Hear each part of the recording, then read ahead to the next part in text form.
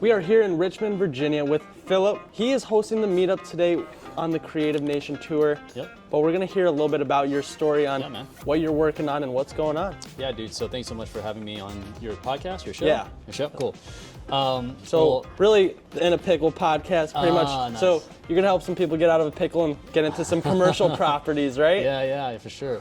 So what I'm working on right now is I'm working on buying strip malls, like 3 to 8 unit strip malls, retail strip malls, and then I'm also working on curative investing, buying people's tax deeds in a sense in Texas.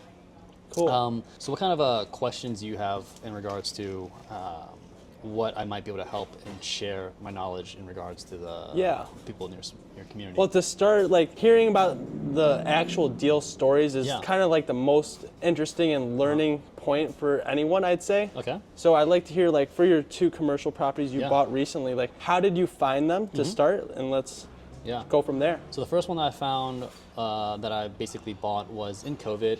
And I found this particular property through a wholesaler because he didn't really know what to do with this commercial space, and he really didn't have any buyers associated with this particular criteria of the type of real estate that this category was in. And so I ran my numbers in regards to what tenants were there, how much money they made, and then what I could potentially buy it for. Yeah. And so the seller was in distress. The seller had a situation where her husband was basically going through chemo. And so she was in a pickle, basically. Yeah. And so you had to solve her problem. Exactly, yeah. So what did you have to do? She wanted $900,000 in cash for the property. What we ended up doing is structuring a cash deal, basically. Cash deal. Yeah, it's not like your creative finance situation. This was before you found out about creative finance, or? Actually, it was after I found creative financing. Okay. It was just the fact that her situation didn't warrant a creative finance structure. If it's still a good deal, cash is good. Exactly. So what we ended up doing is just raising the money for the conventional down payment. So we got with the local community bank. We got pre-approval for it, and we had to raise about $180,000 to acquire this $900,000 property. And what's cool about this building is, like, it used to be a telecommunication building that was the first thing in Richmond, which was really, really cool historically, and it only had 3 units. And it already had a convenience store already in the property, and everything else was vacant. Got it. And so what we ended up doing is basically... how many units were vacant? 2 out of the 3. Yeah. Yeah, okay. It had a basement unit and had a 2 unit up very top on the ground floor.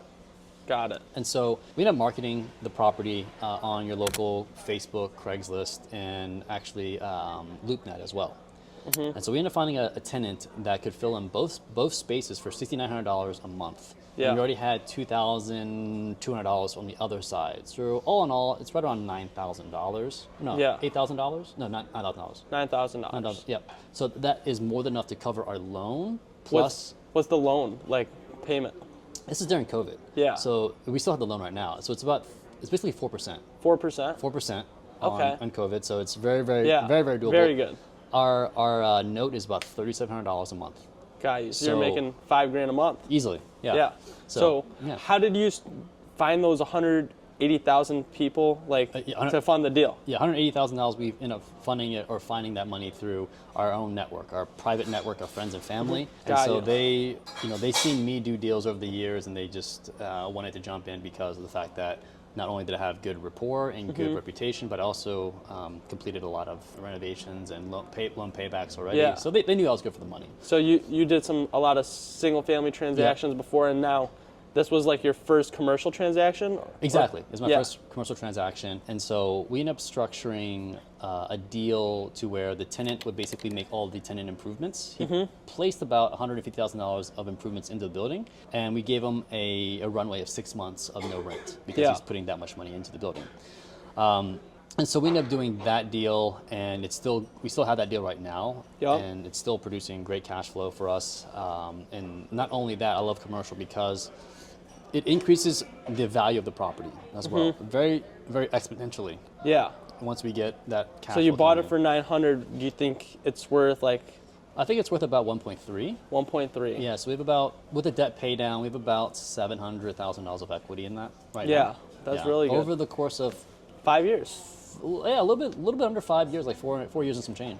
Yeah. Yeah. So 2020, we're in 2025 now. Yeah. So Do you think when interest rates come down, you might refinance and use that for another property, or what do you? Yeah, so this one we are looking to probably exit in the next year or so. Okay. And do a 1031 exchange into something a little bit bigger. Nice. Yeah. The reason why we're doing that is because this one has a constraint of only having one parking space with this particular building, because the next door bought the parking space prior to us buying it. And so that is one constraint that we know that may not yield the best price. Yeah. Yeah. So, do you want to do more strip malls, or like are you looking at other asset classes like multifamily or mobile home parks or different I things? just strictly want to do strip malls. Strip malls. We bought another one in Lynchburg, Virginia, which is about 2 hours from Richmond. We bought that through a 1031 exchange, and we bought that on LoopNet at a very You good discount. 1031? Yeah, we did a 1031 exchange. Yeah. Okay. What did you 1031? A flip A flip. into that. Yeah. So like you use the down payment money? Yeah. So we ended up taking the proceeds from the rental flip. It's basically a rental flip. I moved it into the down payment for a conventional financing situation. Cool. So it actually was an amazing deal, because prior to that, it got appraised for $850,000. Yeah. With only 2 out of the 3 units leased. And the appraiser said if all of them were leased, it would be around $950,000 like evaluation, and we bought it for $700,000. For so sure. Now, right now it's fully leased after 4 months of buying it back in March of this year, 2025. This year. Yep. Okay. And then we've fully leased out, so that means it's technically worth $950,000. $950,000 after 4 months. After 4 months, yeah. That's Because you added those tenants in. I added one tenant in that building. yeah. Yep. So, with strip malls, like, how did you decide that was the play versus like the other stuff? Why do you think that's you're going forward? Because people have a lot of distractions. Yeah. You got to pick a lane. Yeah. I like the focus. I think it's a gradual graduation in regards to different asset classes in real estate. I think you can start off with single family and just get really good at either fixing and flipping or wholesaling. I would consider doing fixing, flipping, and rental. Yeah. Because it gives you an idea of the construction and what you need to do to manage contractors and how to estimate repairs. And then you can gradually move into the commercial space, because it's the best of both worlds, what I say. Yeah.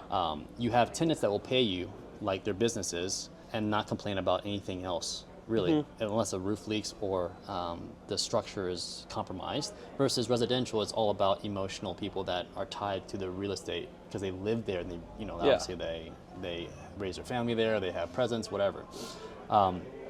So you're just dealing with businesses. You can evict them, and they don't live there. It's very straightforward and simple. There's like no emotions tied to it. Versus residential is a lot of emotions tied to it. Got you.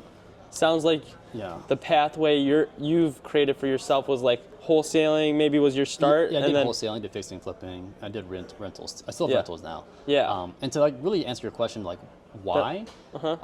Triple net leases are the best, in my opinion. And if your audience doesn't know what triple net leases are, basically the tenant is responsible for everything, including maintenance, repairs, utilities, taxes, and insurance. Yeah. And you, the landlord, are responsible for the structure of the building and the roof. Yeah. So there's really low maintenance. It's mailbox money. It's pretty much just parking lot, roof, and that's doesn't really get done very much because it's like metal roofs or like concrete, sometimes flat roofs. Yep. So even the parking lots can be paid by the tenants, because you have a common maintenance fee if you want to charge it. Got it. Yeah. It's like an HOA, sort of. Yeah, kind of like an HOA a little bit. Yeah. Cool.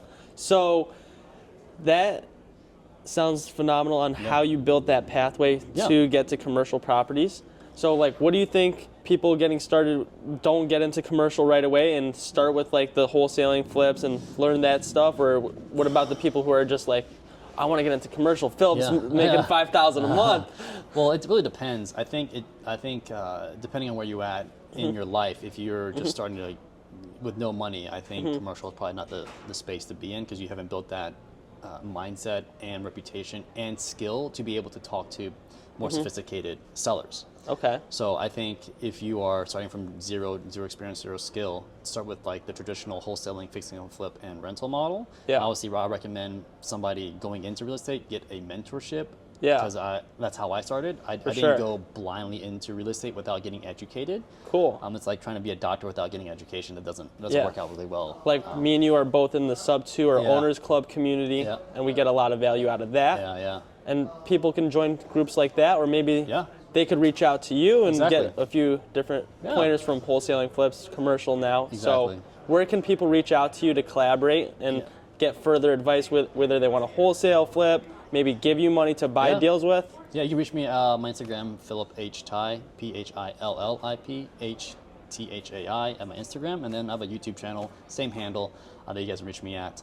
And then to answer your question, the other side of that is like if you actually have money and you actually want to do deals and you Yeah. don't really have time, then I would partner with somebody that's more experienced, like a general partner, and you can become Yeah. basically a limited partner and really learn the ropes, and then go ahead and do yourself. Yeah, I would Yeah. say that's the best Yeah, way to yeah. get started. If you have money, you either have more time or Yeah. money.